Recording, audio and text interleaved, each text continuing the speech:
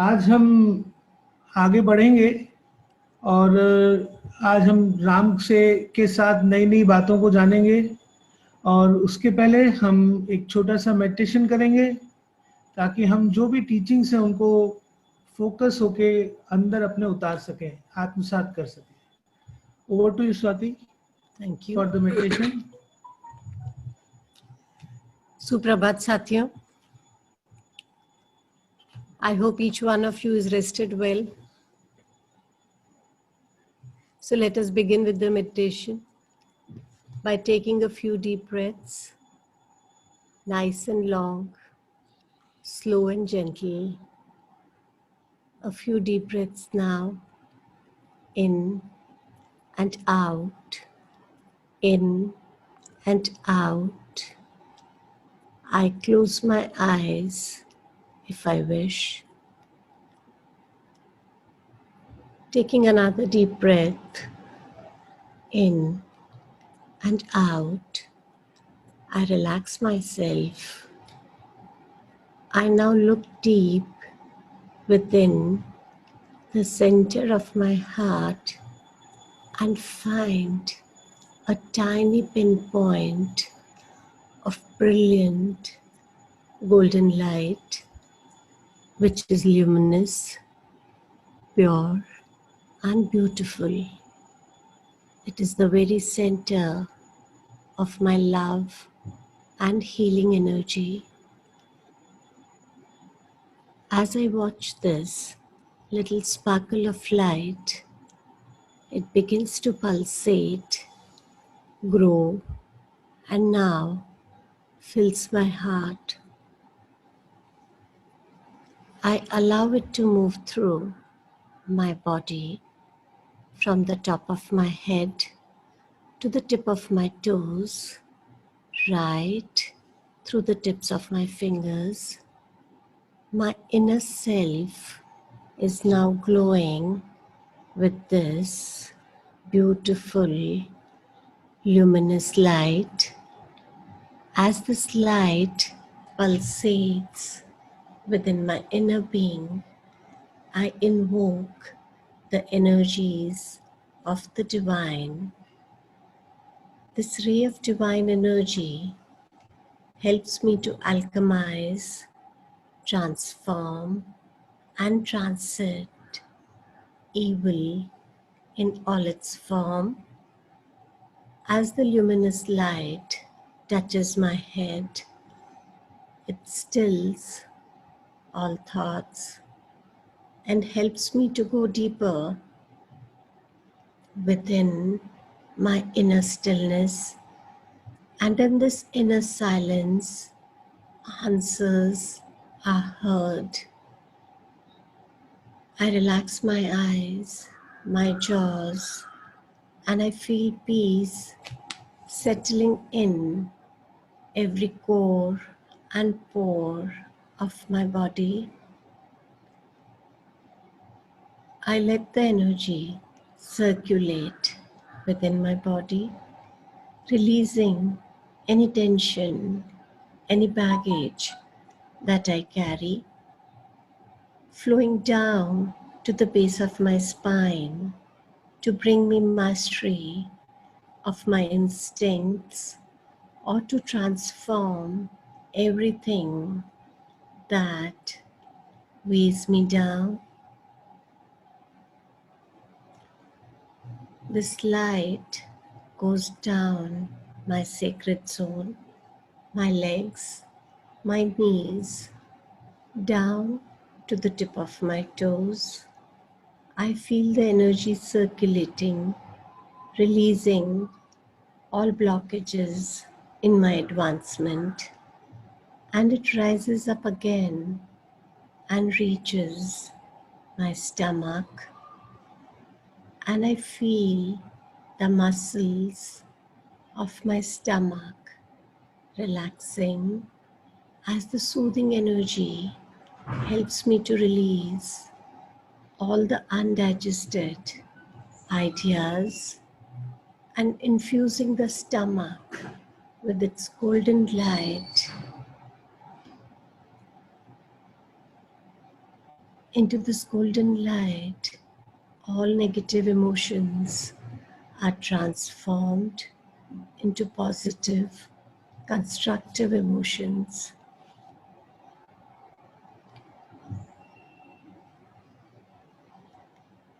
I take a deep breath as all the negative emotions are being alchemized in my stomach. I breathe in and breathe out. This light now touches my liver, transforming all the anger into love, light, and forgiveness.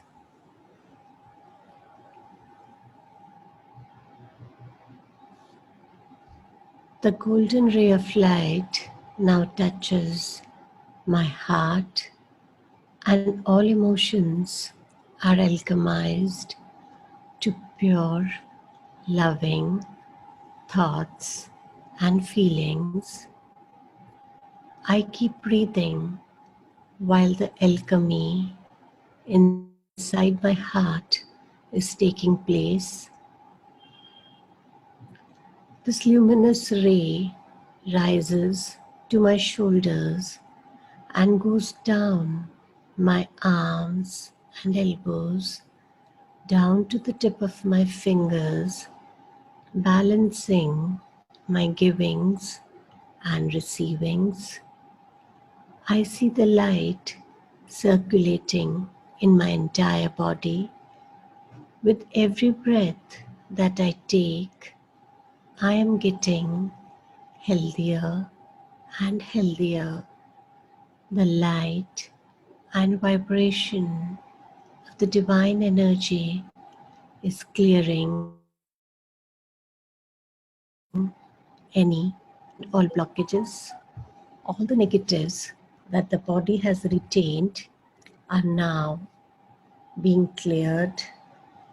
All the negatives that is in the cellular memories and are causing blockages in the optimum functioning of the organs and tissues is being transformed now. The ray of divine light helps me to understand that everything that comes to me is because of my resonance to it. I come back to myself in every situation, and when negative, I transform my thoughts and perceptions about it.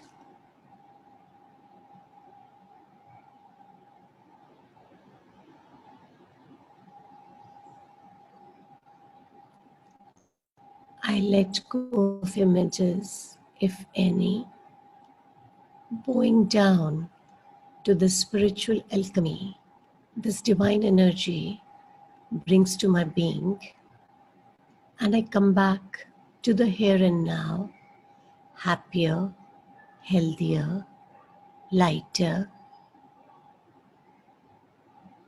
I rub my palms and put them on my eyes. 5, 4, 3, 2, and 1. Coming back to the here and now. Welcome back.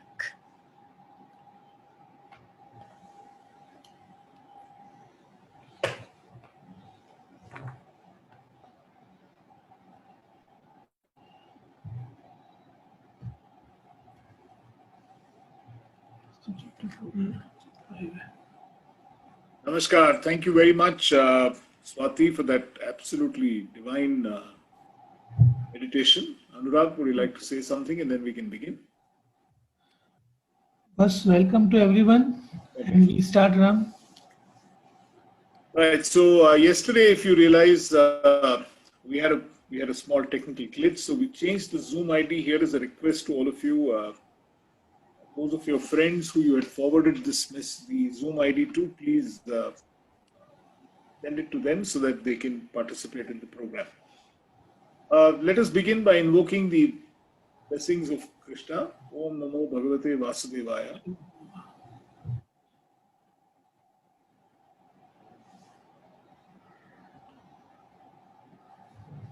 Shubhodaya, Namaskara, good morning. We begin chapter 4 today. Chapter 4 is entirely about, every chapter of the Gita is so beautifully presented by, Sage Vedavyasa, that he keeps moving whatever he is doing every chapter. So today's chapter is entirely about Jnana Yoga. Last one was Karma Yoga. This is about Jnana Yoga. So let's look at a key issue. Let's do a quick recap of the 3 chapters that we've been through and what is in store for us today. There is a key conditioning issue. If you remember, we started off by saying that the entire Bhagavad Gita is really about our conditioning and about how are we going to figure out, what is the conditioning that we are going through and how are we going to actually figure out a way out of the conditioning issue, things that bind us down and work on our Svadharma. So he is addressing one more key conditioning issue in Arjuna's mind today. And when you're doing that, you have to remember that there are a number of layers. What happens with conditioning is that it is a layering process. So over the years, there are multiple experiences that keep coming and layering our mind one after the other. So it is not really easy to remove that. You just have to keep, literally peeling off like you're peeling a skin of the banana. You need to keep peeling off these conditioning layers one after the other. And Krishna does this very beautifully. Through in this entire thing. So what he does is that he actually makes sure that he is leading Arjuna on into coming up with his conditioning issue. And this is what a great guru does. This is what a great coach does. This is what a great facilitator does. That you try and figure out how can you remove those conditioning issues that are there in your mind and move on. So the last chapter that we did, if you recall, it ends with a statement that it is the senses that leads to desire, and it is these desire, that leads to disabling thoughts of kama, krodha, lobha, moha, mada, matsarya. And he tells Arjuna the secret. He says, the senses can be controlled. There is no issue about that. It can be controlled so long as you subjugate them into the mind. And he says the way to do it is to get the mind controlled by buddhi, which is wisdom. So he's setting us up beautifully for this chapter, if you recall the last 2 things. And he tells them, therefore, you make the mind a slave of the higher purpose of your life, which resides in your heart. So if you can do that, then what really happens is that your desires are not going to let you go uncontrolled and unchecked. And therefore, listen to the higher purpose of your life, which is there in your heart. And once you do so, then obviously you're going to be doing extremely well. That is his message to us and to all of us. So we now move on into the next chapter, which is chapter 4. And Srini, will you help me with slide 1 and 2 and Swami Brahmananda's, please? You can take your time, Srini.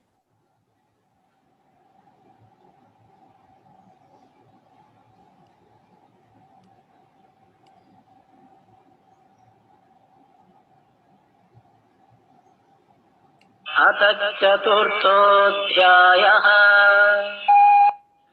भगवानुवाच इमं विवस्वते योगम् प्रोक्तवानहमव्ययम् विवस्वान्मनवे प्राह मनुरिक्ष्वाकवे ब्रवीत्. You also play me the second verse, Srini. Show us the second verse and let's go on to the next slide, please. Yes, and can you play this too?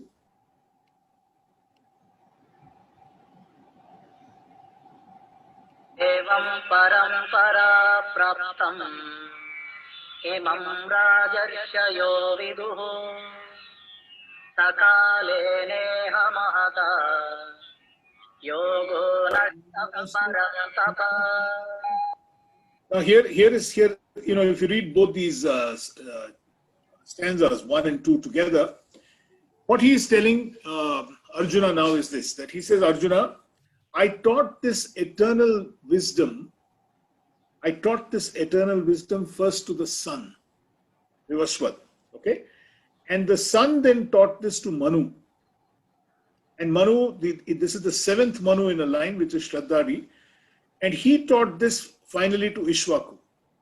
But then what has happened over a period of time is that this particular knowledge that I have taught to the sun god, and then it has been going on, has got lost in the points of time.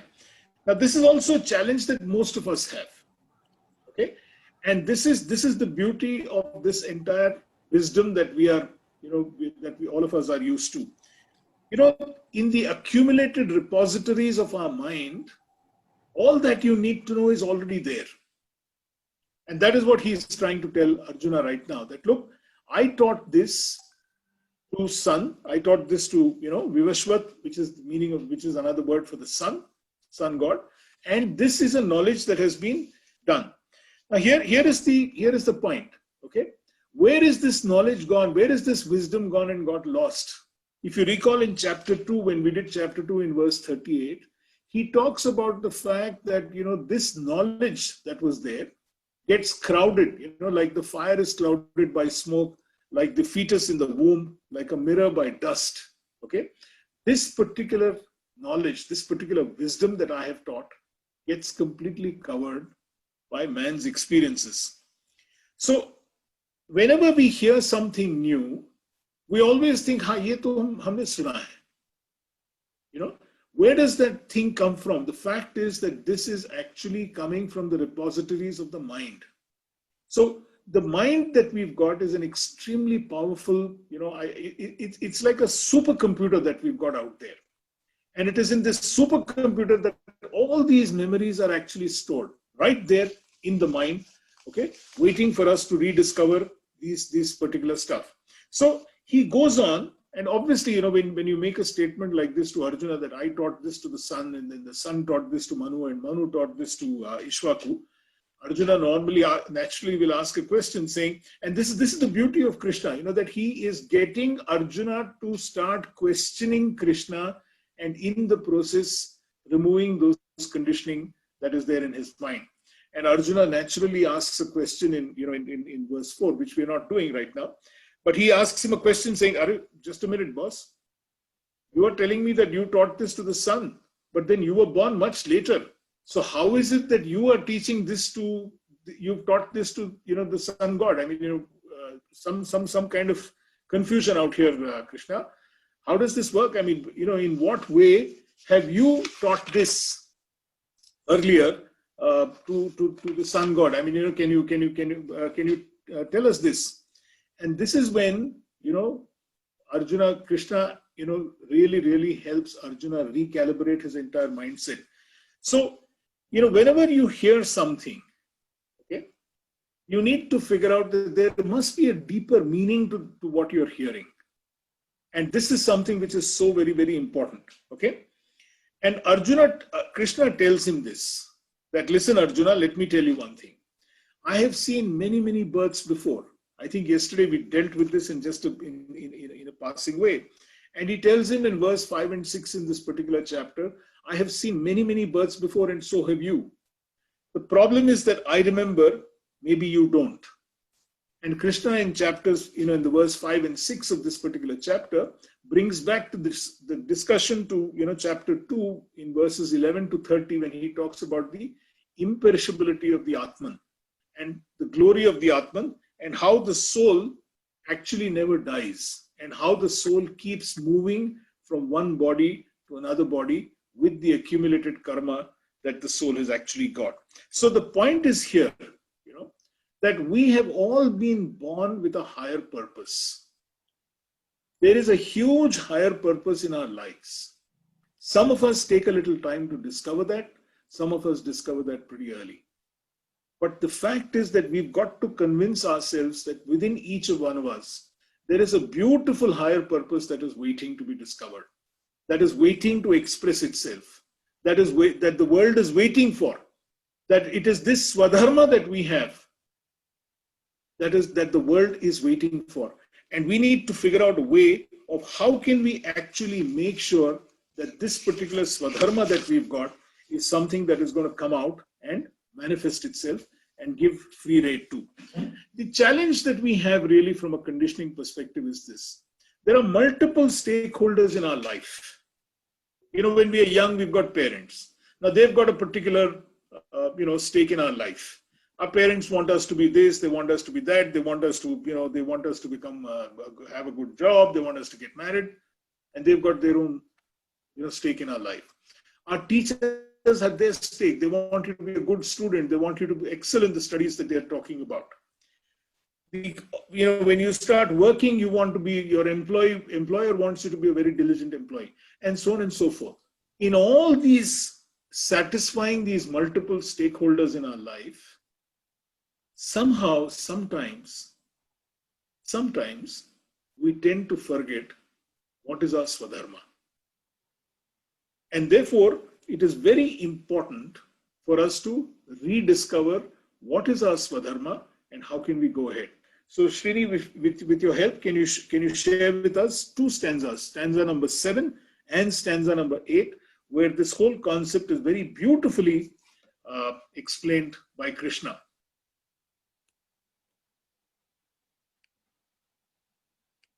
And this is something that all of you have heard so many times in life. And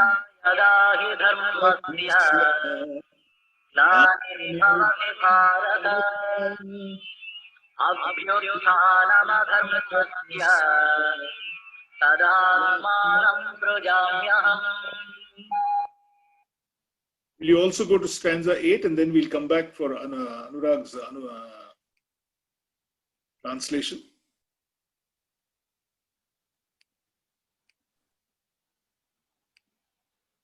Paritranaya sadhunam vinashaya ca dushkritam dharma samsthapanarthaya sambhavami yuge yuge.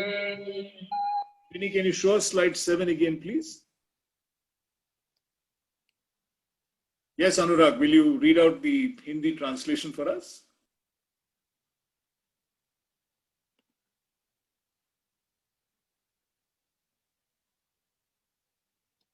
Anurag?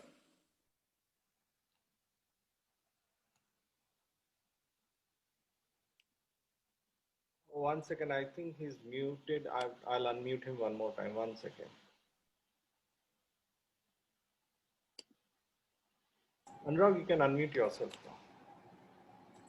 Will you read that? I'm sorry, I think you need to share that slide again, Shay. You can see it now? We can't. No. You can see the slide? We have the slide with you, Anurag. Would you just like to read out the translation? Yeah, there you are. Go ahead. हे भरतवंशी अर्जुन, जब जब धर्म की हानि और अधर्म की वृद्धि होती है, तब तब मैं अवतार लेता हूँ. Next one, Shini. Verse 8. Yeah, 1 second.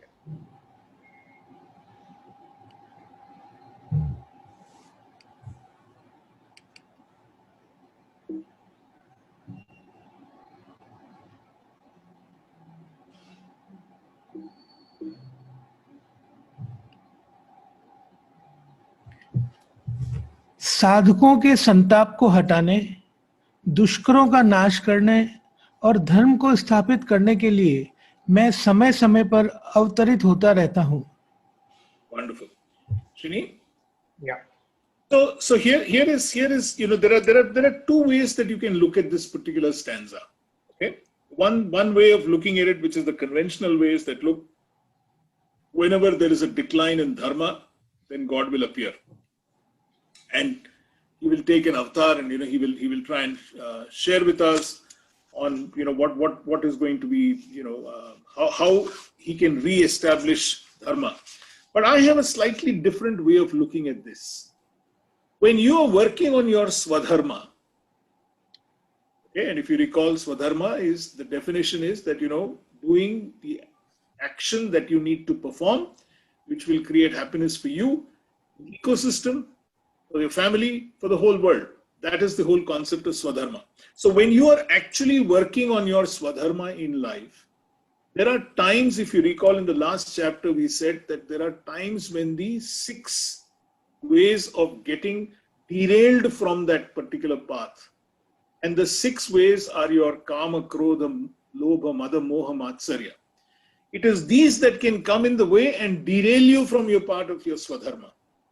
So my explanation of this particular 2 verses is this, that when that happens to us in our life, there is this inner calling that comes. There is this inner voice that is there within each one of us. And it is this inner voice that comes to the fore and says, my friend, what are you doing? And it is this inner voice. That is why he says, yada yada hi dharma. So whenever there is this dharma of yours, whenever there is this svadharma of yours that is being derailed, there is this inner voice that will happen. That inner voice that is there within each one of us, can we actually figure out a way of giving rein to that? Can we allow that inner voice to express itself? Is it possible for us to make sure that that inner voice that is there within us can be given free rein? Can we listen to that inner voice? Can we listen to that voice and come back, get the track back on, get the train back on the tracks? Forget about the fact that it's got derailed right now. Okay? There are so many things that will happen that will help you get derailed. And these 2 stanzas are actually this. So when you sit down and contemplate as what is happening to your life, when you start thinking in terms of what is the direction that your life is taking, and is this the direction that you want your life to get into? When you actually sit and think about that, that is the time when you can sit back and say, just a minute, let me get back. Listen to that inner voice that is there within you. And there is the beauty of this voice that is waiting for us, for yourself. This is the voice of reason, as it is called sometimes. Sometimes you need some external help in getting this voice going. But believe me, ladies and gentlemen, a lot of people who have, yesterday we talked briefly about Mahatma Gandhi. It was this, you must have heard of this whole thing about the inner calling that comes. I remember, for instance, those of you here who've been part of Roundtable, and quite a lot of you have been part of Roundtable. This, when you act, if you recall this whole issue of, getting into freedom through education, which is of course thanks to VVS Ravi and his Dare to Dream project, which was Right to Learn. It was this inner calling that was waiting in the minds of all of us tablers at that time, that we need to do something for children. We need to get a smile back on their face. Can we all collectively get there? And can we all do something by which those children who are there, government schools, are going to be blessed, are going to bless us, because we in turn have got an opportunity to go and create that school. So these 2 stanzas are actually, about your inner voice coming and telling you what you need to look at it. And then he goes on, Krishna goes on, from chapter, in verse 9 and 12 and 13, he goes on to talk about, to Arjuna, saying that, look, this higher ideal that you have, you must perform your actions for that higher ideal, which is the Svadharma. That there is this Svadharma that you've got. So whenever you do, you will attain all the fruits of your action that you actually are looking for. There is no doubt in his mind that you will get. And it is this inner voice that will keep you actually going. Okay. The fact is that sometime back, I think we also answered this one question, that when is it that you will actually find that out? Okay. And in this particular chapter, though I'm not dealing with it as a slide, let me share something with you. He talks about the 4 varnas, the 4 types of people that have been created by him. Okay. This is based on the gunas that each of us have. Now, guna is nothing but an interplay of the prakriti, the nature that we have. Now, he talks about the sattva guna, the raja guna, and the tama guna. Okay. These are the 3 gunas that we have. Now, look at the whole point of this. Unfortunately, the varnas that were there have been gone and morphed into a very, very unhealthy thing like the caste system right now, which is, disastrous, which has got disastrous consequences. But let's not get into that. The whole point of this is this. It was the thinkers who practiced the sattva guna. It was they who took society, who said, control your mind, think of what you can do, think of what we can achieve as a society. And then you had the people who were the Rajas. They were the creative guys. They were the defenders. They were the people who had the courage to confront adversities and figure out how can we actually make sure that we continue to remain on track. And then the people with the Tamoguna, which are the people who were the implementers, the executors. These are the people who served society. So you've got all these three. You've got the thinkers, the strategists, you've got the defenders, the creative people, and then you've got the implementers, the executors. And it is on the basis of these gunas that the Varnas came up. The Varnas are not really, it is not by birth that you're getting it. And this is a very, very important lesson that Krishna actually takes us through. And then he takes us into another beautiful issue in terms of the kind of action that you need to take. So Srini, will you help me please with verse 17? And we'll do verse 17 first.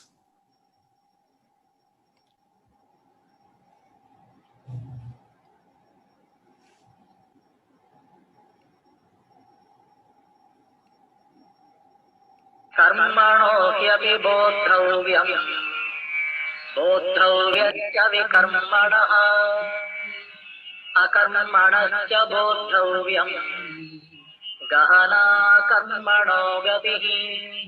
You also take us through the next one, please. 18.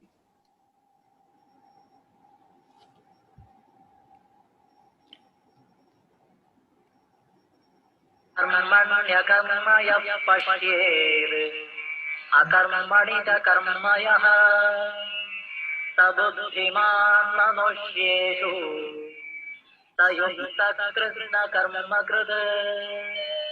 You go back to 17, Srini. Anurag, are you ready? हाँ जी. Please.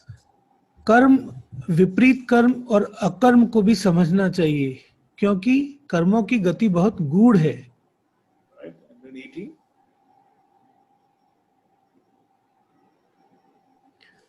जो मनुष्य कर्म में अकर्म देखता है और जो अकर्म में कर्म देखता है, वह मनुष्यों में बुद्धिमान है, योगी है और संपूर्ण कर्मों को करने वाला है. Fantastic. Thanks, Srini. So here is one of the most significant aspects of the Bhagavad Gita. Okay, he's talking about three things. One, he talks about karma, vikarma, and akarma. Action, inaction, and action. Coming down to today's context in our Svadharma and our pursuit of Svadharma, there are basically 4 types of action that a man can indulge in. Okay, that all of us can do as far as our Svadharma is concerned. The first is inaction. Do nothing about it. I know that I need to do this, but I'm not going to do anything about it. Okay, there is inaction. The second thing that we can do is reaction. When somebody prods you and says, hey, what are you doing? Why are you not doing what you're supposed to be doing? And you react to that. And the third is inefficient action. If the prodding is really strong and you say, okay, theek hai, let me try and do something about this, then you get into inefficient action. And finally, you get into significant action, by which you're actually working on that. And the highest, the 5th stage, is if you can take this significant action without attaching any expectations to the fruits or to the outcomes that you will definitely get from that action. Now look at the beauty of these 5 different aspects that Krishna actually explains to each one of us about the concept of Svadharma. That when we get stuck in this phase of inaction, okay, the problem with inaction is this, that you're not going anywhere in life. You're going to remain where you are. Okay? The problem with reaction is again the same thing. You're doing something because somebody has put a gun on your head and said, please go and do it because I want you to do it. Inefficient action, when your heart is just not in that particular action at all. You don't want to do it, but you're doing it, you're going through the motions of this. And significant action when you actually go and achieve it. I mean, just to cut back to our corporate lives. If you take yesterday, I think we briefly touched about it yesterday or day before yesterday. If you take what is the Svadharma of a salesperson, the Svadharma of the sales guy, once he's accepted that particular job and he's accepted your offer to work for you, then that guy's Svadharma is to ensure that the cash registers are tingy. That is his Svadharma. The significant action that you want from him is to make sure that the cash register is stinging right now. That the checks are in the bank and there is money in the bank. That is his job. But then you see the kind of excuses people make not to actually do that. And that is a very, very important point that Krishna makes in verse number 17 about this whole business of inaction, reaction, inefficient action, significant action, and finally the highest, which is significant action without any expectations, the fruits of the action that you're actually going to be performing. Now, verse 18 is a very interesting verse. Okay, it talks about how when you're doing significant action, is it possible for you? How do you move to the highest level? I said significant action without any expectations on the fruits of the action. Is it actually possible to do that? How do you get to that particular stage? Is what he explains in verse 18. And verse 18 is a very interesting verse. That is when he talks about inaction in action and action in inaction. Now, this is kind of esoteric. I mean, how can you have inaction in action? And how is it possible to have action in inaction? I mean, this is a little esoteric. It is, he says akarma in vikarma and vikarma in akarma. How can you actually do this entire issue of merging both of these? And there's a very beautiful example that is given to us that if you're sitting in a train and if you're whizzing past a set of trees, then what you think at one point of time is that the trees are moving very fast. But actually it is the other way around. The trees are stationary, it is your train that is moving fast. But you get the feeling that it is the trains that are whizzing by quickly one after the other, but you're actually stationary. And likewise, if you see in the sea, if there is a ship that is sailing in the high sea, now you're standing there and you think that the ship is just not sailing, it is completely stationary. But it is actually moving fast. It's moving at its own pace. Or if you see an aeroplane, for instance, up high in the sky, and you think it's the stationary plane, and it is just not moving. And this is the whole point. So can you actually do the significant action that you need to do in a way that you can be dispassionate about what you're doing and not get completely attached to the fruits of that action? And if you can do that, and that's what he's telling Krishna, he's telling Arjuna that, look, if you were to do this, then you're actually trying to figure out how you can move into a much, much higher plane. And he wants now Arjuna to move into that higher plane, saying that, look, I talked to you about karma. Now let us get into something which is wisdom. How are you actually getting into a kind of a wisdom by which the actions that you're going to be performing are going to be completely different? Okay. And therefore, he now takes the entire discussion onto a completely new plane, and he talks about a very, very interesting concept, which is the concept of sacrifice. And he says, when you perform your actions in a spirit of sacrifice, it is very good. Now, in the Gita, sacrifice, I mean, unfortunately, again, English is a very incomplete language for us to completely understand the meaning of some of those words that have been used in the Gita. One of those words is yajna. And the modern interpretation of the yajna is the Havan Kund and whatever you perform there. But actually, if you look at yajna, it is called sacrifice. So what do you do in a Havan Kund? What do you do in a yajna? What do you do in a sacrifice? You offer everything that you have into that fire. And if you see the sacred fire, it is the fire which is, the fire always goes up. Likewise, if whatever we do, if that fire is a symbol of wisdom which is constantly rising, and if whatever we do, we offer it into that particular fire, whatever action that we do, if we offer it into that particular fire of wisdom, then naturally, everything that goes into that particular fire will turn into ashes. And that is a very interesting point. It's a slightly esoteric point, but it's a great point to think of. That if you were to perform your action with that spirit of sacrifice, saying, let me offer it into the wisdom that I have, then the kind of work that you do and the kind of results that you get would obviously be completely different. So will you help me, Srini, if we move on? We can move into verse number 22, Srini, if you have that with you, please. Anurag, are you ready? Yeah. Verse number 22, Srini. Can we hear Brahmananda ji here?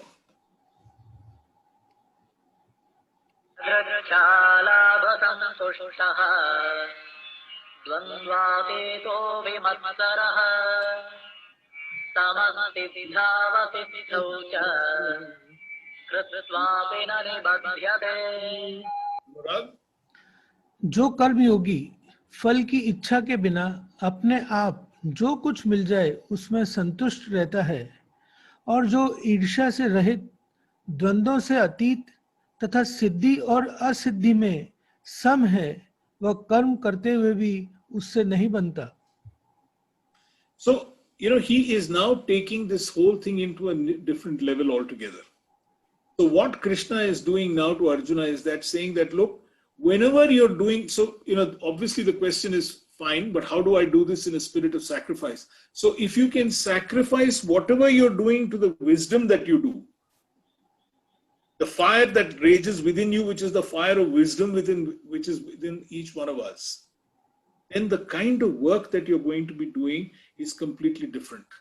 Okay? And he says, here is an opportunity for you when you perform all the work that you do as a sacrifice to the wisdom that you have. And that is your Svadharma. That is how you can continue to keep being aligned in life.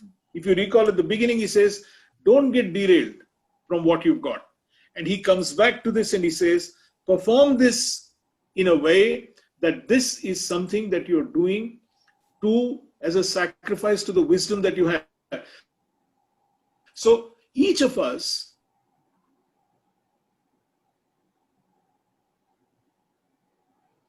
has so much of accumulated wisdom within us. What is right, what is wrong? How do we right say? Everything that you hear in life is known. There is nothing on earth that quite honestly is unknown to us. And if we can offer this from a spirit of sacrifice, then everything in life completely changes. So he tells him, go and figure out how are you going to sacrifice your knowledge from a spirit of wisdom. Okay? And in this particular chapter, I mean, one of the this is a beautiful chapter. You guys should you should read read this in a more interesting way, because there is one particular verse that unfortunately we've not captured, but there is a particular verse in which he says in verse number 24, that whatever you do, remember it is the supreme divinity, it is Brahman, it is the Brahman within that you are actually offering this entire sacrifice to. And he goes on to describe that beautifully in one way. He says it is the supreme divinity that is making an offer. It is the Brahman within you which is making the offering. And who is it to offering it to? The Brahman is the offering. The Brahman within, the wisdom within is the offering. And when that is the offering, it is offered to whom? Again, the Brahman within, which is to wisdom. And in the fire of what? In the fire of wisdom. And finally, if you are going to be seeing the Brahman in all the actions that you do, if you have that wisdom that you're doing, it's a very beautiful stanza that is there, which you can look at saying, everything that you do it from that perspective. And you are really going to be getting a lot of interesting results from that. We move on to another very interesting stanza here, where how do you understand, how do you perform this entire sacrifice from that particular spirit? So with your help, Srini, we'll move on to verse number 34, please.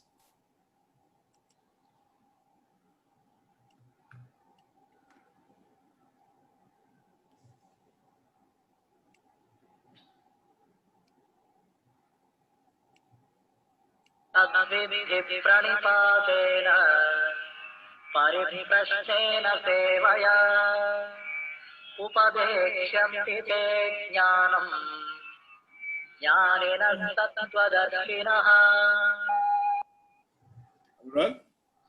उस तत्व ज्ञान को तत्व तत्वदर्शी ज्ञानी महापुरुषों के पास जाकर समझ, उनको साष्टांग दंडवत प्रणाम करने से, उनकी सेवा करने से और सरलता पूर्वक प्रश्न करने से वे तत्वदर्शी ज्ञानी महापुरुष तुझे उस तत्व ज्ञान का उपदेश देंगे.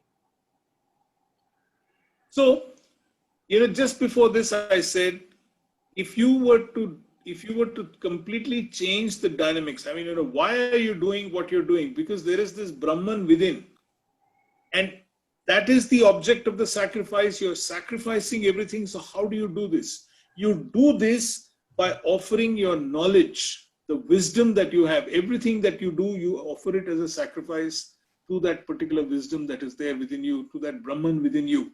Now, if you can start looking at it from that way, which is that you are doing everything to realize that higher self within you. Naturally, how do I do that? And here is this beautiful way that Krishna is telling Arjuna that, look, go and approach a spiritual master, inquire from him, talk to him, prostrate before a master, seek a guru. And this is something which is very, very important, that if you were to approach this whole thing from a lesson, this is a lesson in humility. If you were to approach a guru with humility, then you will actually learn an incredible amount as to how are you going to approach whatever you're doing in that spirit of sacrifice. In what way can you get into that, mind thought? That's why every one of us at some point of time or the other will require a guru. Now, whether the guru is in the form of a book, whether the guru is in the form of a physical person, it doesn't really matter. But when you want to, stoke the fire of wisdom within you, you certainly need to approach it through an attitude of humility. So there is no point in trying to figure out saying, well, I know this, I've heard this before. Sure, you know this, sure, you've heard about it, because that is the accumulated repository of your mind. But only when you approach this with humility and go and spend some time with someone and say, can you help me? Now, who could this person be? It could be grandmother at home, it could be granddad at home, it could be an elder brother at home, it could be an elder sister at home, it could be your wife, it could be your son, anybody who can help you. Work on stoking your action, on aligning the action that you perform with the wisdom that is innate within you to help you achieve your Svadharma. So go and approach, and he tells Arjuna, go Arjuna, approach a guru, approach a spiritual master who will tell you how to do this in life. And herein lies a very, very important lesson for all of us. Asking for help is a sign of strength. Why? Because if you ask for help, and if you say, look, I need help, I need direction on this, I am a little confused, can you help me on this? There is absolutely nothing wrong. Because when you do so, you're actually helping you to express your own Svadharma. You're making sure that your Svadharma is being acted upon, and that you are getting into a zone by which your own Svadharma can get actualized. So why hold back and not go and ask a guru, ask a spiritual master? And believe me, you can figure out for yourself, who would you want to go and talk to and figure out, how can I start now aligning all the actions that I'm performing with my Svadharma, and in a spirit of sacrifice to the wisdom that is already there within me. Krishna then moves in from there into a whole discourse on how do you acquire wisdom. And he starts off by saying that, look, the ignorance of your own greatness, of your own strengths, leads to doubts about your ability to pursue your Svadharma. So why do we need to go to a guru? Because a guru, or somebody who's learned it, is someone who can help you understand what is it that your strengths are. And it is that ignorance of that you tend to forget. So in the beginning, he talks about the four, states of wisdom at some point of time, and, taking it to our context, which is the current context that we are all living in. Where is the problem? There is a lot of information that we have. There is lots and lots and lots of information that we have about ourselves, about the greatness that lies within us. Believe me, if you can spend an hour with yourself quiet, you will find out a huge amount of information about yourself that you will be surprised. Now, if you were to take that information and if you were to collect it properly, then it becomes data. When you start applying that data, it gets into knowledge. And that knowledge, when it is used, it becomes wisdom. So here are those 4 stages. Information, abundance of information about yourself, about your mind, about what you know, about your strengths, about your capabilities, about your abilities, lots and lots of information. And likewise about your negatives, about what is not working, what is not good, again. But it is very important that that information is qualified till it becomes some kind of data. And only when you start processing that data will it become knowledge. And that knowledge, when applied, becomes wisdom. And this is Krishna's message to all of us, saying that use that particular, use that knowledge that is there. Go seek out a guru and he will put you into that entire area in terms of a spirit of sacrifice. So if we can, Srini, if you can help us with verse number 40, please.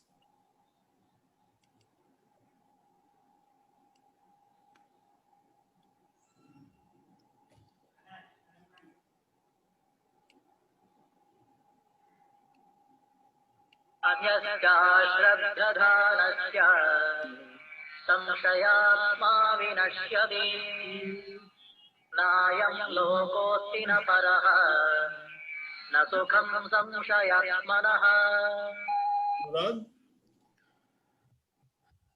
अनजान, श्रद्धा रहित और शक्की मनुष्य का पतन हो जाता है। ऐसे शक्की मनुष्य के लिए न यह लोक है, न परलोक है, और न सुख ही है। Okay, so look at what he is saying in English. But persons who possess neither faith nor knowledge and who are of a doubting nature suffer a downfall. For skeptical souls, there is no happiness either in this world or the next. So when you go to a guru and when you are seeking the wisdom that you want, okay, why do you need that? Because don't fall between these 2 buckets. You need somebody to guide you and to direct you and to tell you that, look, you have all that you want, my friend. Go about achieving your Svadharma. It is this process. And he tells Arjuna, go ahead, my friend. Achieve your Svadharma, because that is what you need to do. And when you do that, how do you do that? You will discover this wisdom that is there within you. Give rein to that particular wisdom that you take. So when you allow that particular wisdom to come to the fore, there is so much of which within you. There is so much of that you can share. And that is why today the world is moving into what we call wisdom working.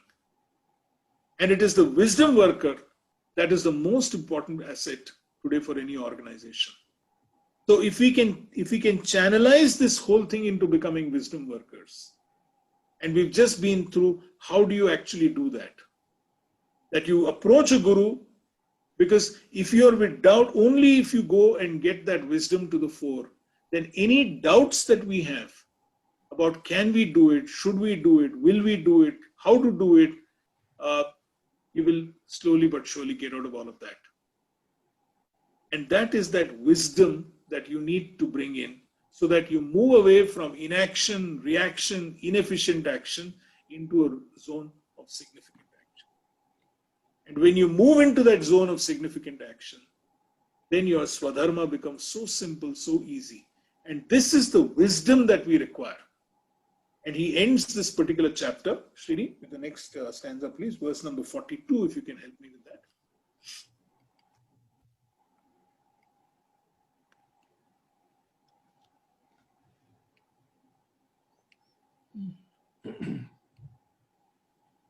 अस्मादज्ञानसम्भूतं कृतं ज्ञानादिनात्मनः चित्त्वैनं संशयं योगम् आतिष्ठोत्तिष्ठ Bharat.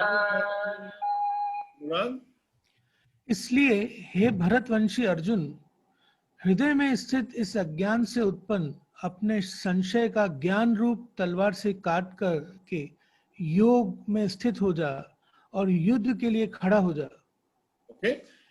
He says, therefore, with the sword of knowledge, cut asunder the doubts that have arisen in your heart, O son of Bharat. Establish yourself in Karma Yoga. Arise, stand up, and take action. Okay, and this is therefore the last verse. This is the end of chapter 4 in which he makes this point. This is the end of chapter 4 when he says, use that sword of wisdom, cut to pieces all the doubts that you have in your life. Don't allow those doubts to, take you forward. Get firmly onto the path of wisdom. So this particular chapter, ladies and gentlemen, is a very interesting chapter in the Gita because he is now merging. If you recall, we talked about it at some time saying there is Jnana Yoga, Karma Yoga and Bhakti Yoga. And he is now merging both those trends of thought. Last chapter we did Karma Yoga in great detail. Then we did Jnana Yoga. He's now saying, this is how you can get that wisdom that you need to pursue your Svadharma, to pursue this significant action that you need to perform in a way that will get you the kind of results that you require. So with this, ladies and gentlemen, we complete chapter 4 in this beautiful beautiful song of life, in this beautiful, this amazing thought process of the Bhagavad Gita. And with that, we close this chapter. This is the end of chapter 4. And we can now open up to any questions, any shares, any thoughts, anything that you'd like to ask us. Jenny, will you enable us to any questions, any observations? We can then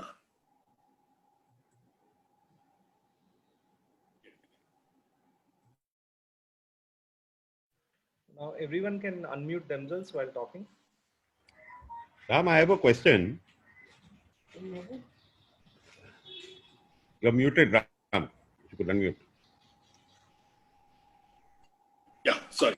Yes, please. I understood the concept of action with no fruits attached, with no expectations, which is the ultimate. But I'm a bit very confused about the part about the action. Find the action in the inaction and the inaction in the action. So, any practical example or something you could help us with? Yes, absolutely, Rajiv. So,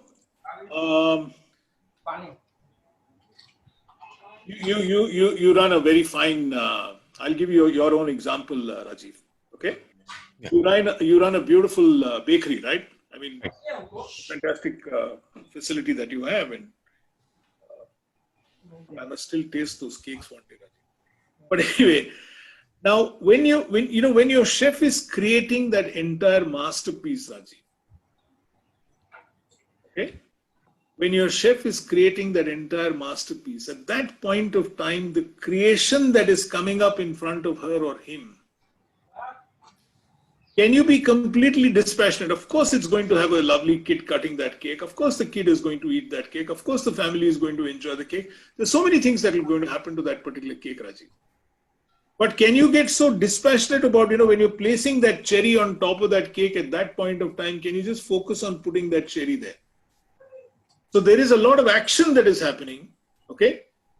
But there is a tremendous amount of inaction that is happening at that time. So how can you be completely dispassionate, Raji? That is the whole point of that particular chapter, okay? When an artist is singing a song, Raji, there is an audience in front of you. But can you sing the song so totally lost in the song that you're only enjoying that particular song at that point of time, the rendering of that song, and not worried about it? Like what I'm doing right now, Raji. I am sharing some of the thoughts, some of my learnings, okay? Will there be questions? Yes, there will be questions. Will there be some interesting observations? Yes, there will be some interesting observations. Will some people like it? Yes. Some people not like it? Yes. But at this point of time, when I'm in that action, can I become completely dispassionate about what I'm doing? That's the whole point, Rajiv. Okay. So can we be dispassionate when we are doing that action and not become anxious? And therefore he says there is an action in inaction. Okay. And there is also inaction in action. How can you get that state of mind to become completely dispassionate about what you're doing at this point of time? That's his message to us. When there is a doctor who's doing a surgery, Rajiv. Okay. Now, doctors don't normally operate on their own kith and kin. The reason they don't normally operate on their kith and kin is because they will allow those emotions to come in the way. Right? That this is my son, or this is my daughter, or this is my father, or this is my mother, or this is my spouse. Therefore, a doctor normally does not operate on their own kith and kin. But if it is somebody, some other patient, the point is that person is also somebody's father or mother or brother or sister or spouse. But there is a certain amount of being completely dispassionate when the doctor is performing that entire surgery. At that point of time, the doctor is so focused. Okay? And therefore, can we get that feeling of being dispassionate is his whole point.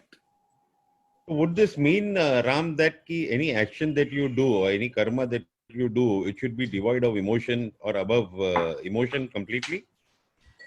Don't bring the emotion of the result of the outcome. Don't bring the emotion from the manifestations of that action, Rajiv. Don't do that. Okay? So be dispassionate about so be completely involved in that action right now. Do that action because, that is your Svadharma, and do it in a spirit that it is my Svadharma, that I'm doing what I'm doing right now. So to that extent, yes, move away from that, remove all the other emotions from that, remove fear from this. Will this go right? Will this go wrong? Remove that, because that is leading you to inaction. Okay?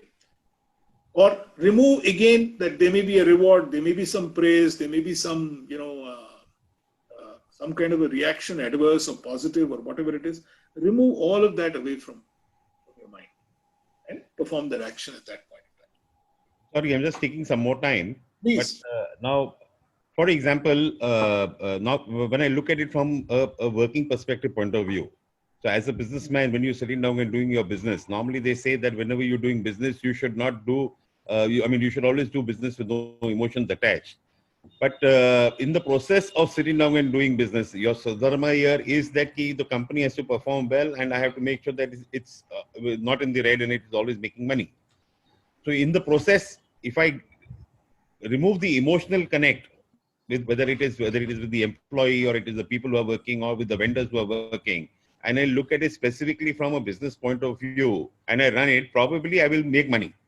But would that be actually classified as a Svadharma? Because at some point of time I would be exploiting somebody.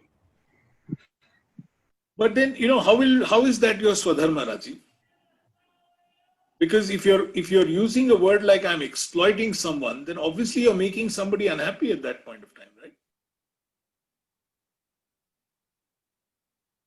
Then you're not falling in that area, no, Rajiv? See, the point is, profit is not a bad word, yeah. We need to make money. We need to make profits. Because each one of our businesses is, Rajiv, a way of expressing ourselves. There is a group that needs our product. There is a group of people that needs our service. So when you are providing that valuable product or service to people who need it, that is another way that you're expressing yourself. But when you're doing it, is it possible for you to adopt a way by which you can sustain that operation, Rajiv? Today, what are the two things that are most important in any business, Rajiv? One is scalability and the other is sustainability. If your business cannot be sustained, Rajiv, then it's not a business at all. No? And once it is sustainable, can you scale it up? But how will you scale it up if it is not sustainable? Are you there with me? So between scalability and sustainability, it is sustainability that is the most important part of the business. So if you are not going to be able to sustain your business, you're not going to go. How will you sustain your business? All those people, Rajiv, who are responsible to give you an input and the process that you put your, that input through, okay, and the output that you give. So who are the people who give you that input? Your vendors, your suppliers, your, whatever. And who are the people who process that, whatever comes in as an input? It is your employees. It is your machinery. It is your stuff that you have in your office. And what is the output that you give is a product or service that is being bought by your customers. All three, if they are not going to be sustainable, Rajiv, there's no business, no. You can cheat someone once, Rajiv. You can cheat someone twice. You can cheat someone 3 times. But you can't cheat people all the time, all the way, no. At some point of time, people will stop doing business with you unless they have to. I mean, there's no option. So then doesn't this become a bit contradictory to the part of, inaction in action? No. At one point of time, he's saying that, I should remove emotions out and, I should focus on my Svadharma that I'm doing. But in the point, Rajiv, the point there is very simple. What he is trying to tell us from today's perspective is this: that when you're doing that, when you're going to get into that significant action, don't allow your mind to get crowded with the results that are bound to happen. At this point of time, take a look at that and focus purely on the outcome that action is supposed to deliver right now. Okay? Don't do anything else on that right now. And therefore, adopt this entire attitude of being completely dispassionate. That is his point. But sometimes, Ram, that if I disassociate myself with the result, which is the ultimate objective that I need to gain, don't you think that, it would be less motivating for me to sit down and perform, if I do not keep the results in mind? Rajiv, the biggest motivation that someone can have is the motivation of the self.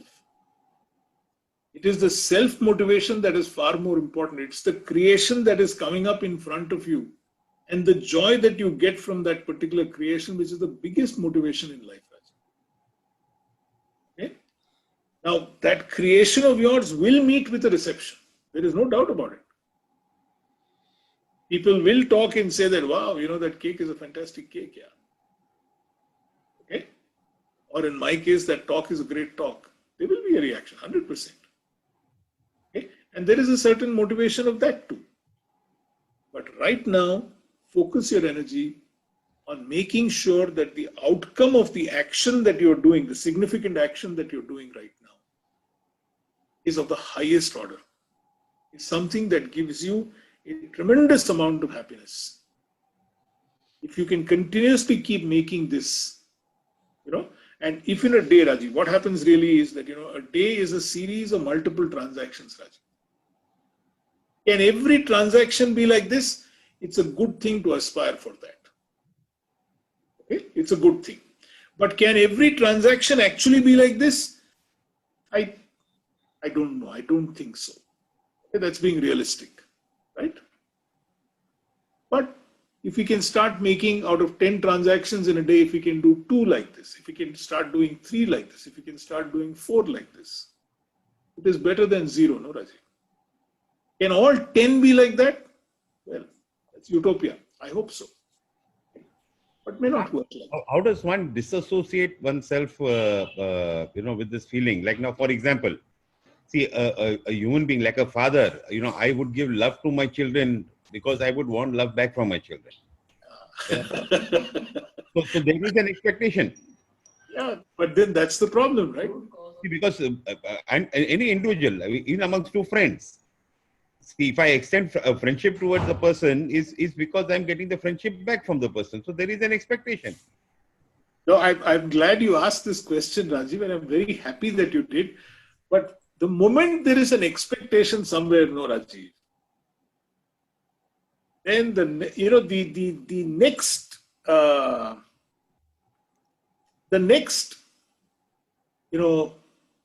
thing is disappointment. So if I'm going to get into this friendship with you, Rajiv, with the expectation that Rajiv will be a very loyal friend of mine and he will do whatever I tell him to do, then I am now setting myself up for disappointment. No? Because what if he doesn't? I can't control you, no, Rajiv. What if my son doesn't love me? I can't control him. Yeah. So the minute you have that, that is the root cause of all. That is exactly what he is trying to say, that, the sword of wisdom that he talks about, cut these doubts. That's what he's talking about, saying that, look, you have to figure a way out, saying, don't fall into this trap. Right. Anything else? Any other observation? But lovely questions, Rajiv. Yeah, I had a question, Ram. Please. Ram, in this chapter, a lot of negatives are also covered, like what we should not do, which we could not throw light on. Yeah. So, Ravish, right? Right. Okay. I love your name there. You put Krishna out there, so it's nice. It's come on its own. So. No, good. No, so Ravish, the point is this, that throughout the Gita, the Krishna makes a lot of points to Arjuna. Remember, he is removing each of those layers in his mind. Okay? So there are times when he uses different ways to get Arjuna to reveal his conditioning, Ravish.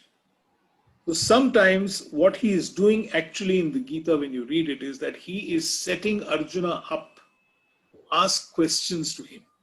Because that's the only way that Arjuna, the layers in the mind of Arjuna will get unpeeled. So sometimes he uses a positive stroke, sometimes he uses a negative stroke. Okay? What we've done is that because we've titled this is, let's get one thing right. This is something that we are saying, this is how do you pursue your Svadharma and link it to your happiness. So by no means, Ravish, is this a complete exposition on the Bhagavad Gita. It is not. This is just taking a few examples from the Gita and linking it up to our Svadharma and how can we live our life, Ravish. Okay? What you are doing on Sunday, Ravish, is the Bhagavad Gita. Okay? We are going through that, so please stick to those learnings. Okay, thanks. Yeah.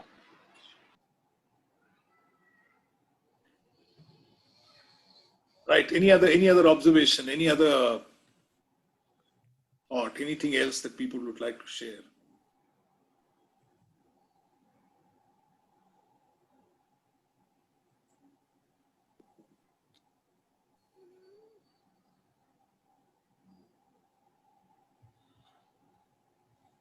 I don't think there are any more people.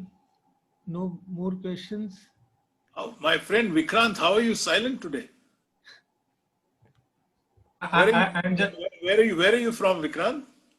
I stay in Dharwad. It's in Karnataka. Oh, nice. So I had a question. I thought probably I'll ask later. No, please go ahead. See, each of these questions is helping me clarify my own thoughts. So, I love those questions. Let me tell you, sometimes I don't have the answers, but please answer. See, I am little confused about this passion. See, when you are doing a certain thing, you get quite passionate about it, right? Say maybe you are good in drawing, you are good in science or any subject. So you become very passionate about this and you kind of become that subject. If you are a singer, as you were saying, you become the song, right? So I believe that is passion, but here we are talking about that we should become dispassionate about the thing that we are doing. So can you explain this?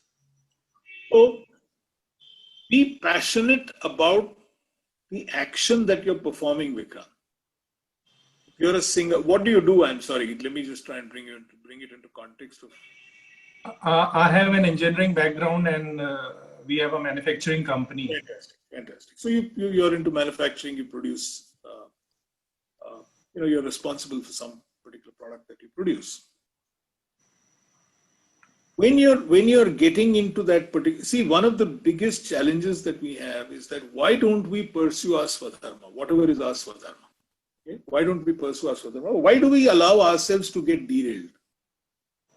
Okay? One of my favorite examples on this, just to digress for a minute. If there is an unfortunate accident on the road, okay, or on the railway track, the first job of the person on the road, the police guy or the railway official, is to get the road open again. Is to get the track going again, because there are hundreds and thousands of people who have to pass on that particular road. Yes, there is this immediate need of taking care of those who've been injured, and unfortunately, if some people have died, then you've got to make sure that those arrangements are made. So there is that relief, there is that rescue and relief work that has to be performed. But more than that, it is to retrieve that particular situation again and to make sure that the track is on or the road is on. Okay, that is your job.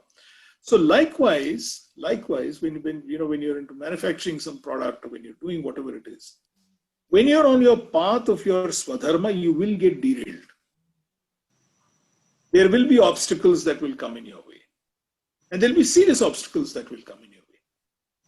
Okay, and some of these obstacles are not just things that may happen. Some of these obstacles can be people that you love intensely, who will possibly, because of their own reason, not like what you're doing. Okay?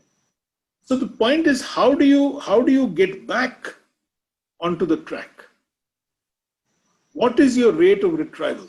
In management parlance, we call it the rate of retrieval. Like, for instance, you're in manufacturing. There is a machine that will break down. It will break down. What to do? It's a machine, right?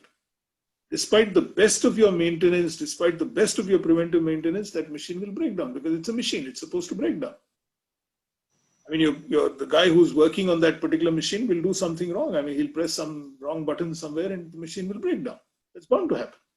Now, the challenge is how quickly is it going to come back into production, right? Now, likewise, this whole issue is this, that look, when you're performing any particular action that you're performing, be passionate about the action.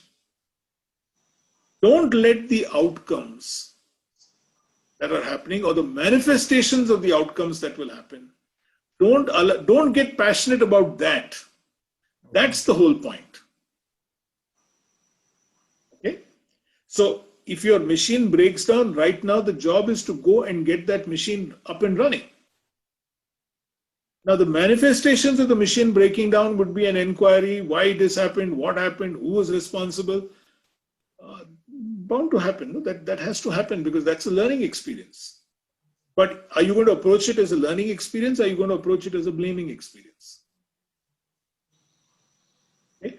Now, that is the whole point of this exercise. That look, if you can be dispassionate about the manifestations of the outcomes that are bound to happen, and if your people, Vikrant, can know that look, if there is a breakdown in the machine that happens, okay, my boss is going to come here and figure out a way of setting it right, and then he's going to take us through a learning experience, then people are bound to come and tell you that, yaar, aisa ho gaya, Vikrant sir, kya kare? Okay? But if the manifestation of that outcome is going to be a blame game, is going to be irritation, is going to be anger, then people are never going to be able to grow. Okay? So this whole point about action, inaction, this is the whole point. That can you be so involved in what you're doing right now? Can you be so passionate about the song that you're singing right now? Can you be so passionate about the widget that you're manufacturing at this point of time? Okay? That you get the best, whatever you're manufacturing right now. It may be one tiny part that goes into a huge car. But can you make sure that that tiny part is manufactured so beautifully that your rejection ratios are low? Okay? That is the application of what we are talking about here. So you can be passionate to your work or to your close ones, but Don't go, not to the not to the manifest- result and expectations. Exactly. Don't go with that. No. Okay. If your workers are all the, your workers must be concerned about rejection ratio. But why does that rejection ratio happen? Because somebody has been careless. Some setting has not been right. That is why there is a rejection that's happening. Nobody willfully will go there. No, Vikrant, I mean, in manufacturing, I've worked enough there. Nobody willfully says that, okay, client has said 2%, so let us spoil 2 out of 100 here.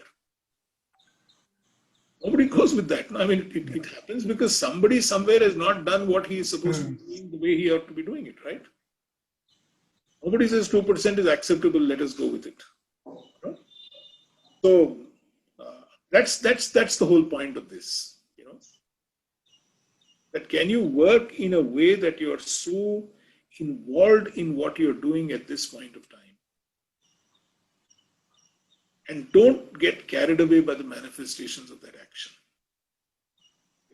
As a leader, sometimes as people who lead organizations, okay, and this is something that happened to me in Rotary quite a lot.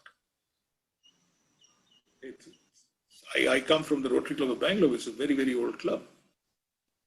And the point is that before me, there were 80 people who were presidents.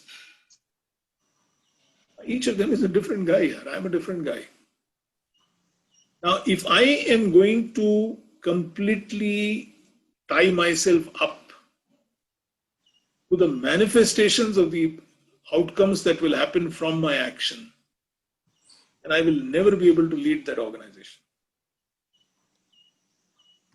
But if I were to say, no, this is my Svadharma, let me be passionate about what I'm doing, let me go and deliver the best particular service project in my life right now, that is exactly what I'm going to go and deliver. So will Ram, there be can I add something over here? Please. Yeah, it's like the Japanese, how they produce their stuff, their rejection is less, and they go to the microns, when they produce their stuff. That is why we can see the result that the cars or whatever they produce are giving the best mileage, or they are the best, kind of.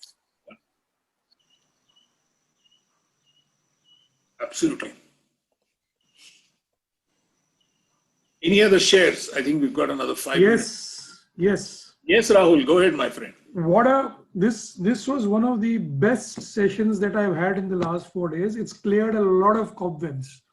Just to give you a background, my building has been under redevelopment for 11 years. The builder has cheated us, run out, run back, etc. I have a fractured society. 10 months ago, I took over as chairman and started working towards getting the society going. And I got enmeshed in the various groupism that is there. This one against that one, that one against that one, that one against that one. He is right, I am wrong. Usne cheat kiya, usse baat nahi karega.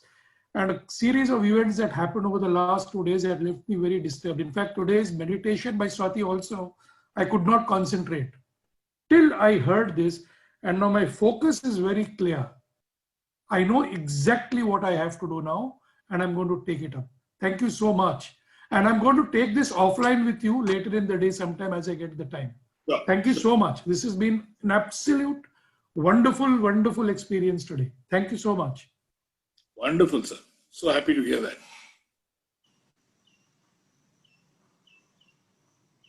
Ram, your explanation is excellent, and it's like listening to Krishna himself directly. Believe me, Anurag asked me, why do you want to start on the 25th? We were discussing some dates, and I said, Anurag, if you can, let's start on the 25th. Because 25th is the day when I lost my father, 2011, years ago. And he was the one who initiated me into this. He was my guru. That's why I keep telling people that, the best place to learn the Gita is at home. Start learning, discovering, whatever you want to do. So this is nothing but accumulated learnings, Vikrant. And quite honestly, Rajiv's questions have now left me pondering. I need to go back and start again looking at that action in inaction a little more deeply, which I'm going to do, and then I'm going to call him and talk to him a little later today or tomorrow, whatever. But the point is this, that, that every time you actually discover something, you discover a great point here. You discover that you actually don't know. Okay? And that's the humility that that he talks about. So every one of you who's questioning me today, who's asking, not questioning me, but asking clarifications or whatever, is in a way a guru as far as I'm concerned. So, and I keep saying that, if you don't ask, you won't know. But this is something I believe which should be taught at the very beginning of your childhood. I mean, see, because this is the foundation on which you can build your strong values, and I would say it's kind of your operating system, right, of your life. So why this is not taught? See, skills and engineering, medical, you can always learn. Those are just skills. But this is something which gives you direction in life, and how do you be on track? So why this is not taught formally? So, I think, somewhere, this is a debatable question. This is a debatable answer that I'm going to give you. But then, what really happened is that maybe in the last 200 or 300 years, everything became very dogmatic. Okay? And in the process of it becoming so dogmatic, if you actually well deep into Indic thought process, which is the Vedas, the Upanishads, and the Bhagavad Gita, these are the three, the cornerstones of thought. There were a lot of rites and rituals that were prescribed to us. Okay? And if you look at these rites and rituals, if we actually go into the meaning of some of these rites and rituals, they actually are prayers to nature. Fire, rain, water, earth, when you do poo, all of that. Somewhere these went and got dogmatic. I think somewhere, all of us, because of an absence of making it relevant to today's day and these, as Krishna mentioned himself, that, over the years, these went and got clouded somewhere. And the wisdom of it got enshrined into a set of practices. So if you don't do those practices, I'll give you a simple example. My daughter got married recently.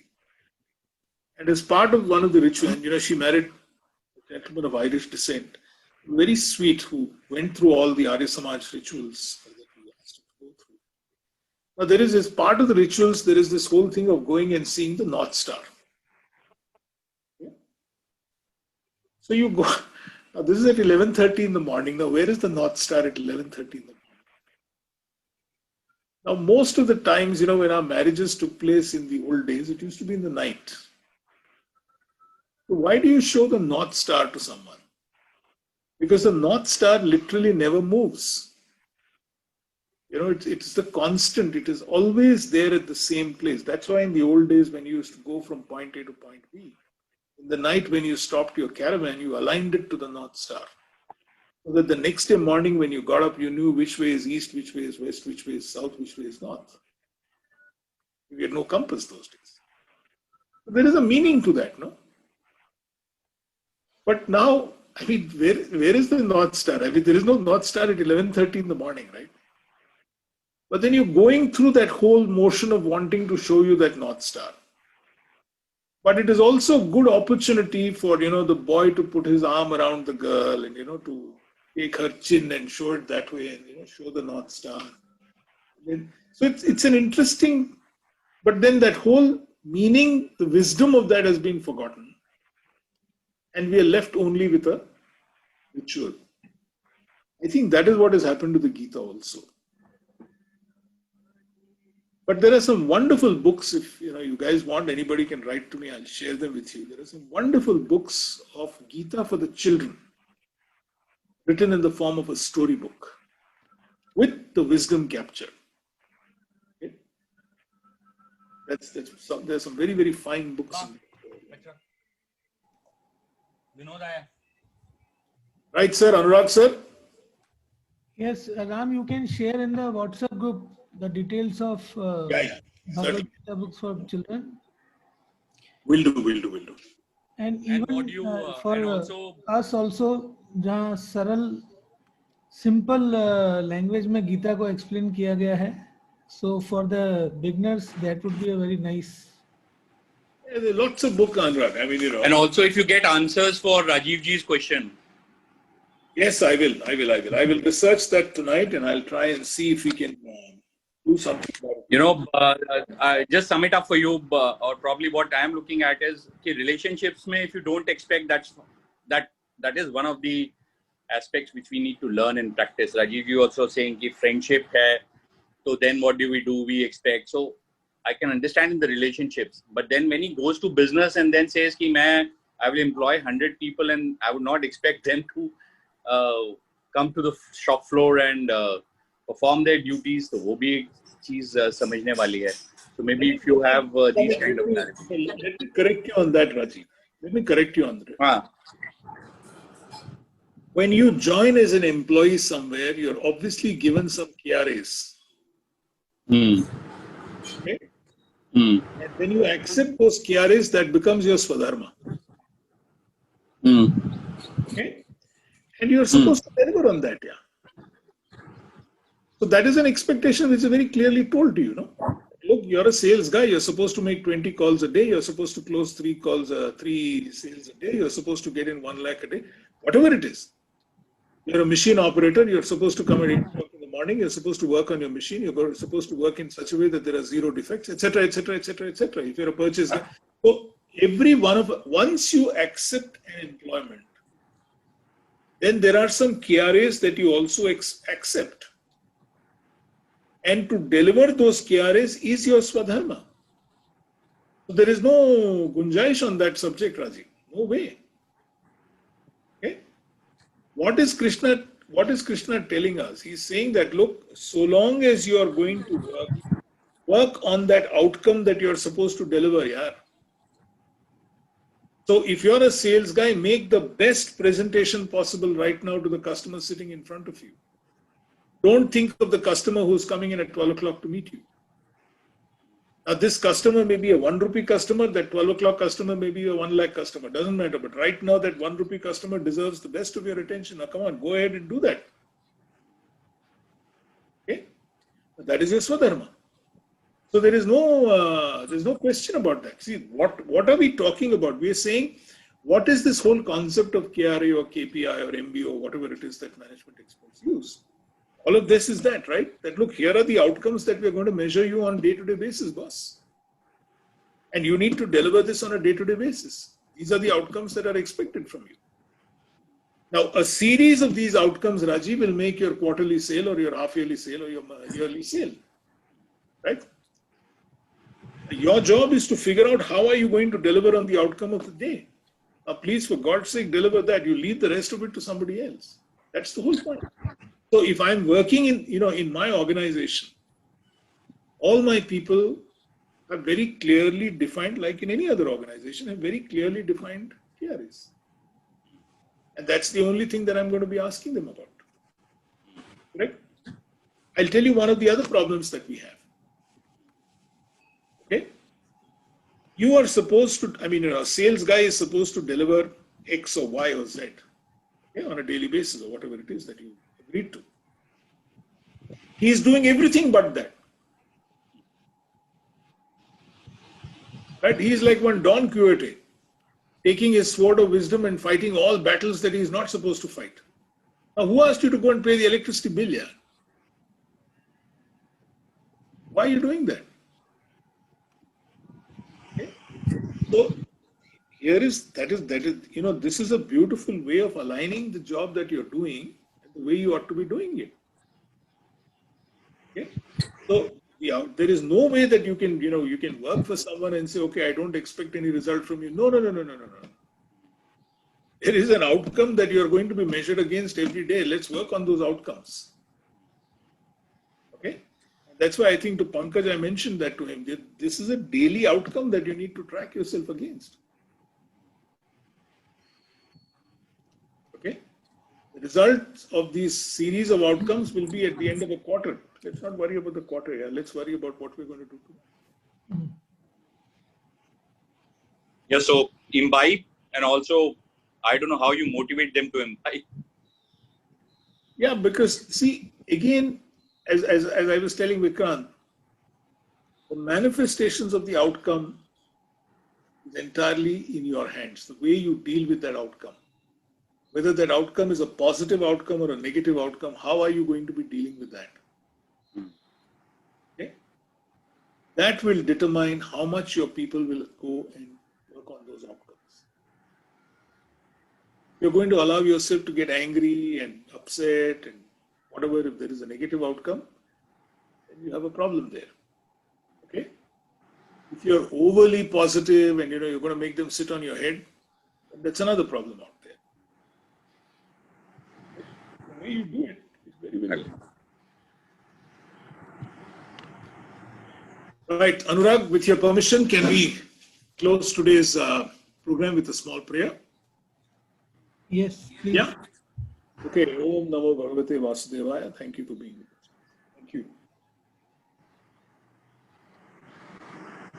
Thank you, Ram.